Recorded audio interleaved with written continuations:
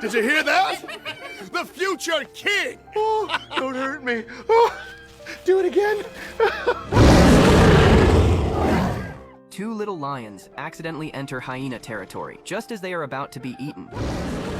A lion roar suddenly rings out, scaring the hyenas back step by step. It is Simba's father, Mufasa. Mufasa has arrived. Just standing there alone is enough to intimidate the entire hyena pack. Forget beating him head on. These hyenas do not even have the courage to attack together, because Mufasa is the king of the Pride Lands. They do not dare fight a true king.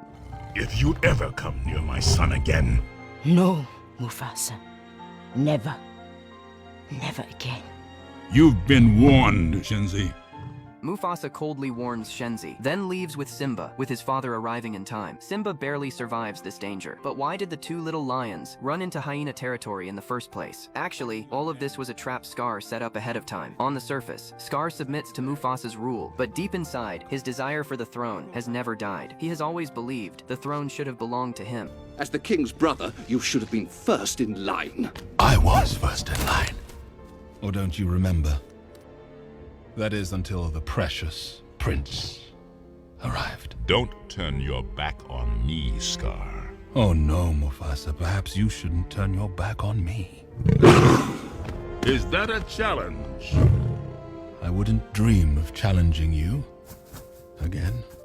Because he was once a royal heir too, but when he was young, he betrayed Mufasa and almost got Mufasa killed. Mufasa did not kill him in the end, but in Scar's heart, he never stopped thinking about the throne. The problem is, against Mufasa in his prime, Scar has no chance at all, so he has been waiting for an opening, and that opening is Mufasa's son Simba. That day, Mufasa takes Simba to the top of Pride Rock and tells him to rule a kingdom well. Power alone is never enough. What matters more is responsibility. A true king must respect nature and respect life. This is the basic law of the Pride Lands, and the reason so many animals on this grassland can live together. But Simba is still too young. He cannot truly understand these words yet. All he wants is to prove himself quickly, to prove he is already brave enough. Before long, Simba meets his uncle Scar. At this moment, Simba is only an innocent child. Of course, Scar knows that, so he deliberately tells Simba the shadowy land north of the grassland is actually the elephant graveyard. Children must never go there. Only a real Lion King has the right to step into that place. On the surface, Scar is warning Simba not to go, but in truth, he is feeding his curiosity. Sure enough, the more Simba hears, the more he wants to see it. He immediately runs to find Nala, planning to sneak out with her on an adventure. But to reach the elephant graveyard, they must first get rid of Zazu, who is watching them. The two little lions find a way to shake off Zazu, and soon arrive at the elephant graveyard. There are animal bones everywhere, and the air is filled with danger. Simba thinks, as long as he dares to come to a place like this, he can prove he is brave enough. But he has no idea. Mufasa did not forbid him from coming here, because it is creepy. He forbade him, because this place is home to the notorious hyenas. Simba, get down. It could be dangerous. Danger? Ha! I laugh in the face of danger. Ha ha ha ha!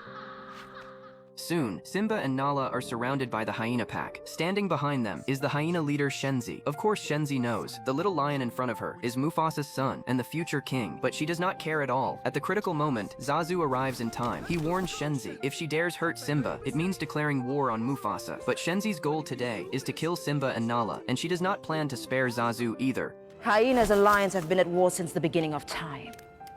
But Mufasa's bloodline will end here! Simba and Nala can only run for their lives, but this is hyena territory. The hyenas know every path, and they know where to cut them off. The two little lions sprint all the way and barely escape the chase. But the moment they rush out of the cave, even more hyenas are waiting in front of them. Just as Simba and Nala are about to be surrounded, Mufasa appears in time. His powerful presence suppresses the entire hyena pack.